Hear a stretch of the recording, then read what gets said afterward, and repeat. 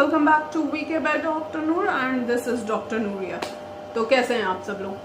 आप लोगों को पता है मार्केट में आजकल एक प्रोडक्ट बहुत ज़्यादा लॉन्च हो रहा है और हर कंपनी इस प्रोडक्ट को लॉन्च कर रही है अलग अलग बेनिफिट्स और अलग अलग नाम के साथ। और इसको हम सब यूजुअली सीरम या फेस सीरम के नाम से जानते हैं और इसको जो है हर कंपनी बहुत ज़्यादा इस वक्त प्रमोट कर रही है।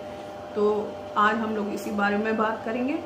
बेसिकली सीरम होता क्या है इस बारे में हम डिस्कस करेंगे इसके फ़ायदे क्या होते हैं, इसको कैसे इस्तेमाल करना चाहिए और सीरम और फेस ऑयल में क्या फ़र्क होता है, सीरम और मॉइस्चराइज़र में क्या डिफरेंस होता है, what are the cautions to be taken और बेस्ट रिजल्ट किस सीरम से हम हासिल कर सकते हैं। So let's begin guys. What is serum? Serum basically एक स्किन केयर प्रोडक्ट है जिसका हम इस्तेमाल यूजुअली टोनर के बाद और मॉइस्चराइज़र से पहले करते हैं और इसका काम होता है किसी एक प्रॉब्लम को एड्रेस करना। यू हर्ड इट राइट, किसी एक प्रॉब्लम को या किसी स्पेसिफिक प्रॉब्लम को एड्रेस करना होता है। ये जनरलाइज स्किन केयर नहीं है कि आपके पूरे फेस के लिए और सभी प्रॉब्लम्स के लिए एक ही सीरम काम कर जाए। तो इसलिए एक ही या दो प्रॉब्लम ज़्यादा से ज़्यादा एड्रेस करने का होता है। और ये होता कैसे है, क्योंकि सीरम में बहुत सारे एक्टिव इंग्रेडिएंट्स होते हैं जो कि बहुत स्मॉल होते हैं, तो वो यूजुअली हमारे स्किन में एब्जॉर्ब हो जाता है और फिर नीचे के लेयर से ऊपर तक उसका इफेक्ट आता है। इसके अलावा सीरम और मॉइस्चराइज़र दोनों सेम चीज़ें ये अलग अलग है, तो डेफिनेटली ये दोनों दो अलग अलग चीज़ें हैं।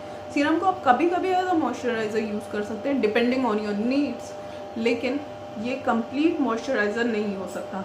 क्यों नहीं हो सकता? क्योंकि हमारे मॉइस्चराइज़र में तीन चीज़ें होती हैं।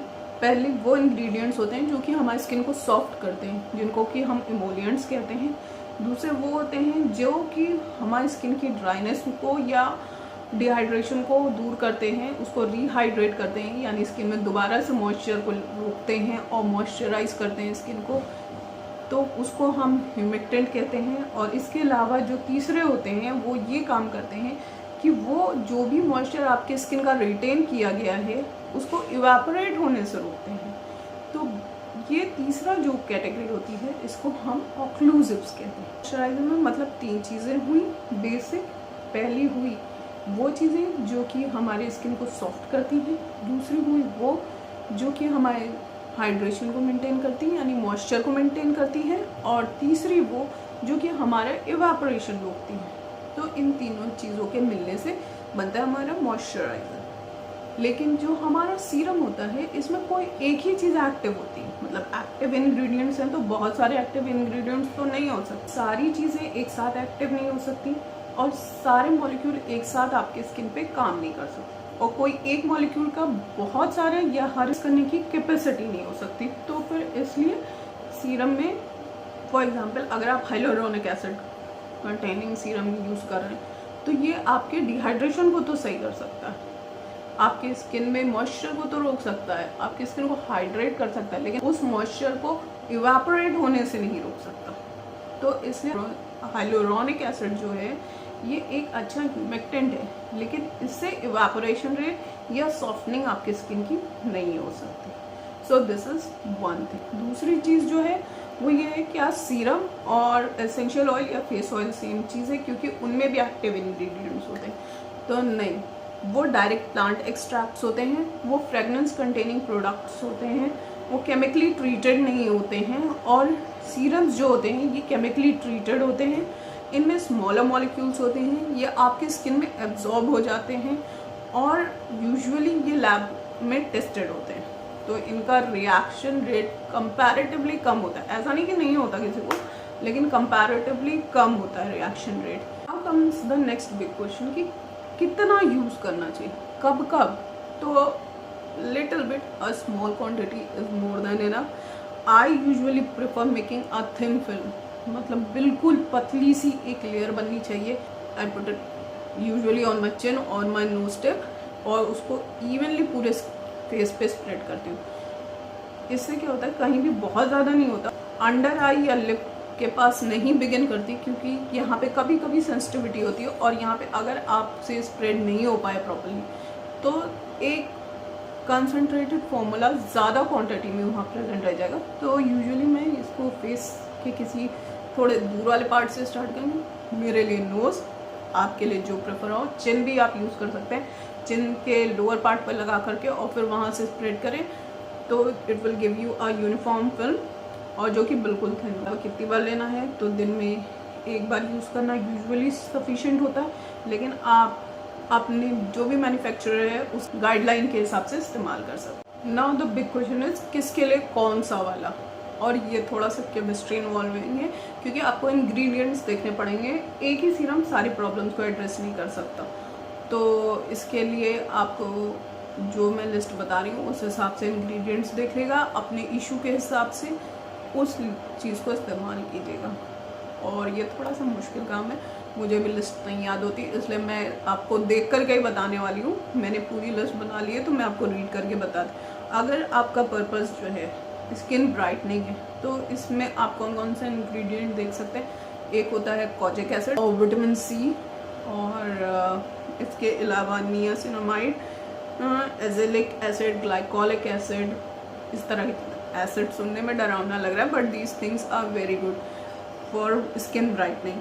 अगर आप जो है एक्ने प्रोन स्किन है तो आप विटामिन सी कंटेनिंग सीरम्स का इस्तेमाल करें क्योंकि इनसे कोलेजन प्रोडक्शन बढ़ता है, स्किन का रिपेयर अच्छा होता है। But there is one thing कि विटामिन सीरम के साथ जो आपको याद रखने की ज़रूरत कि कभी कभी विटामिन सी सीरम्स आपको एक येलो स्किन टोन दे देंगे। ये यूजुअली ऑक्सीडाइजेशन की वजह से होता है, प्रोडक्ट ऑक्सीडाइज हो जाता है विटामिन सी और ये स्टेन दे सकता है। तो मेक श्योर कि आप सन में इसको थोड़ा कम यूज़ करके जाएं। और इसके अलावा जो आप और एक्ने प्रोन स्किन के लिए use retinol, zinc and salicylic acid आप इस्तेमाल कर सकते हैं कंटेनिंग सीरम्स। और ड्राइनेस के लिए जैसे मैंने बताया आप हाइलुरोनिक एसिड देख सकते हैं, विटामिन ई देख सकते हैं, I may be missing something. Niacinamide works over here also very good क्योंकि ये जो है आपकी इलास्टिसिटी बढ़ाएगा और स्किन की जो बिल्डिंग ब्लॉक्स हैं उनको थोड़ा सा ज़्यादा हेल्दी कर देगा, तो it will reduce water loss, तो फिर ये भी आपका फंक्शनल होगा। लेकिन इन दिस केस अगर आप ड्राइनेस के लिए यूज़ करें, don't forget to use an occlusive, यानी कि कोई ऐसी चीज़ जो कि पेट्रोलियम जेली या कोई ऐसे बेस कंटेनिंग मॉइस्चराइज़र अबव ये ड्राइनेस वाले सीरम्स, क्योंकि ड्राइनेस वाले सीरम्स जो होते हैं ये यूजुअली आपके वाटर को होल्ड करते हैं और आपको इसका इवेपोरेशन रुकना है क्योंकि ड्राइनेस है तो फिर वो सिर्फ सुपरफिशियल नहीं हो अंदर भी। और अगर आप ऐसा नहीं करेंगे तो सुपरफिशियली तो वो ह्यूमेक्टेंट या जो भी चीज़ होगी वो आपका वाटर तो रिटेन किए रहे। जो है फॉर एग्जांपल हाइलुरोनिक एसिड जो है ये आपका वाटर तो होल्ड किए रहे लेकिन उसका इवेपोरेशन नहीं रोकेगा, तो इससे होगा ये कि नीचे की लेयर से वो वाटर खींचेगा और ऊपर इवेपोरेशन होगा। तो ऊपर तो आपको लगेगा कि मेरी स्किन इज़ गेटिंग मॉइस्चराइज, पर बीनीथ लेयर में वो बिल्कुल ड्राई होती चली जाएगी, इसकी वजह से रिंकल्स वगैरह ज़्यादा प्रोमिनेंट हो सकते हैं। तो मेक श्योर कि you use a good petroleum jelly containing या कोई भी ऐसा ऑक्लूसिव कंटेनिंग जिससे कि इवेपोरेशन रेट कम हो जाए, ऐसा कोई भी आप मॉइस्चराइज़र इसके ऊपर से यूज़ ज़रूर करिएगा। पेट्रोलियम जेलीज नहीं सूट करती तो they can do one thing कि ऑल्टरनेट डेज पे कर लो। This list is of dull skin. Dull skin अगर है तो एंटीऑक्सीडेंट्स होने चाहिए। फॉर एग्जांपल इसमें आप ले सकते हो फेरुलिक एसिड, ये अच्छा स्किन रिपेयर करता है, ये अच्छा एंटीऑक्सीडेंट काम करता है। T3 एक्सट्रैक्ट भी चलेगा but I am not in very much favour of this क्योंकि इससे कभी कभी सेंसिटिविटी बहुत ज़्यादा होती है और लोगों को इचिंग एंड ये सब कुछ हो सकता है, तो I do not prefer T3 but it could be use. So these are the ingredient, the tough job is done. Now comes the simple one, caution क्या क्या लेना है। कॉशन ये पोटेंट होते हैं तो ऑब्वियसली आप इनको पहले सेंसिटिविटी टेस्ट कर लीजिए। I prefer doing it in the inner part of my arm, यहाँ पे मैं अप्लाई कर लेती हूँ और अपने पेशेंट्स को भी ये एडवाइस करती हूँ, लीव इट फॉर 24 आवर्स। सी अगर कोई रेडनेस, बर्निंग, इचिंग कुछ भी है तो फिर the serum is not meant for you. और इसके अलावा जैसा मैंने आपको बताया कि you have to take care कि इवेपोरेशन रेट या मॉइस्चराइज़र को आप इससे नहीं रिप्लेस कर रहे हैं। इट इज़ दूसरी बात ये कि डोंट गो फॉर कि वो क्लेम करते हैं अपने एडवर्टीजमेंट में, big advertisements, each serum is meant for only one issue try to address that. एक बार में एक ही इशू को एड्रेस करने की कोशिश करें। बहुत सारे अप्लाई करने पे या लेयरिंग करने पे सीरम की तो आपको प्रॉब्लम ज़्यादा हो सकती है, क्योंकि एक एक्टिव इंग्रेडिएंट दूसरे की एक्टिविटी को या तो हिंडर कर सकता है या कोई रिएक्शन हो सकती है। तो दोनों सिचुएशन सूटेबल नहीं है। So make sure you take caution while choosing your serum and serum should address your problem. तो काम करने में कम से कम अप्रोक्सीमेटली 1 मंथ तक का टाइम देना चाहिए। At the end hopefully you have liked my video and this was knowledgeable and interesting. Then don't forget to like it, share it and subscribe my channel. If you have any issues regarding your skin regime, don't forget to mention it in the comment section. Thank you.